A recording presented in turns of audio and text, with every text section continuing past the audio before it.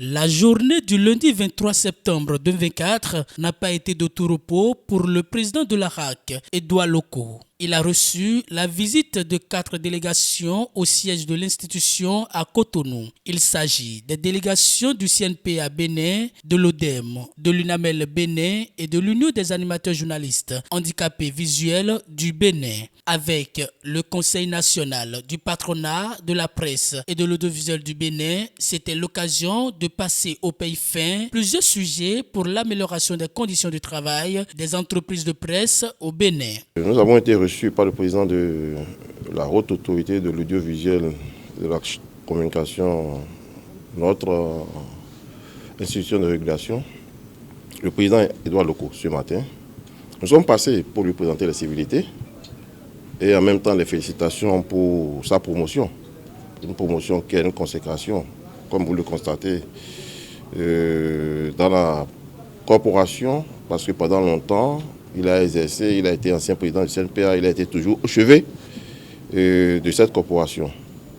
En un deuxième temps, nous avons fait avec lui un état des lieux à travers les attentes du CNPA et voir de façon générale comment œuvrer pour l'amélioration de la vie des médias, de la vie des entreprises de médias au Bénin. En un troisième point, nous avons fait, le CNPA a marqué sa disponibilité pour accompagner le président de la RAC, pour accompagner cette mandature de façon ferme.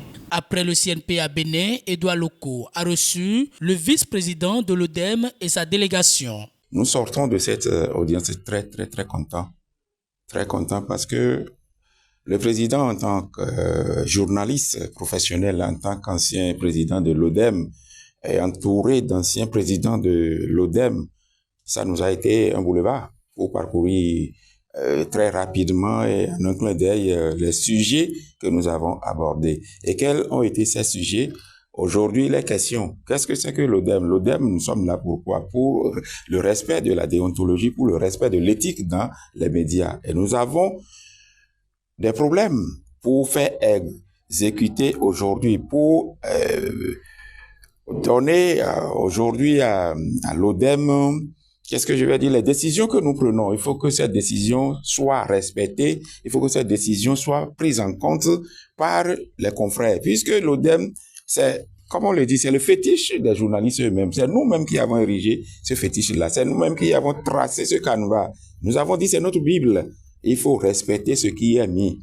Les articles du code sont à respecter pour que la presse puisse être respectée elle-même. Et en tant que journaliste, en tant qu'acteur des médias, nous ne pouvons pas agir, nous ne pouvons pas faire notre métier en laissant de côté le contenu du code. Nous avons parcouru tout cela. Mais quel va être le partenariat ou la relation entre l'ODEM et la RAC à travers ce que nous pouvons appeler la co-régulation? Si hier, cette co-régulation était une première barrière, aujourd'hui, nous venons d'entendre du président que nous allons fonctionner, nous allons faire activer cette co-régulation. C'est au tour de Barnabas Orokuma, président de l'Union nationale des médias en ligne du Bénin et sa délégation d'exprimer leurs préoccupations face aux nombreux défis auxquels font face les médias qui ont une existence légale en République du Bénin, notamment en matière de financement, de régulation et de développement durable. Nous avons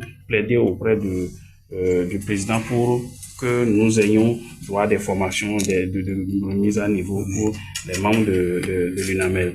Nous avons également parlé de l'aide de l'État à la presse. Avant, quand l'aide de l'État à la presse existait, les médias en ligne n'étaient pas reconnus.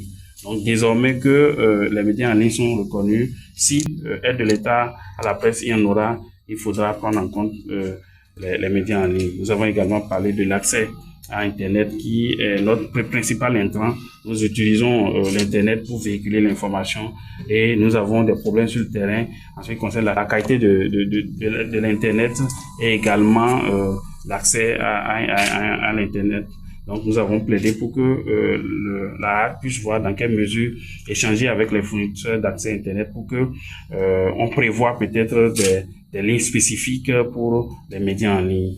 Enfin, les médias en ligne ont rassuré le président de leur disponibilité à accompagner cette mandature afin d'effectivement amener l'église au milieu du village. Je vous remercie. Et c'est l'Union des animateurs journalistes handicapés visuels du Bénin qui ferme la marche de ces audiences.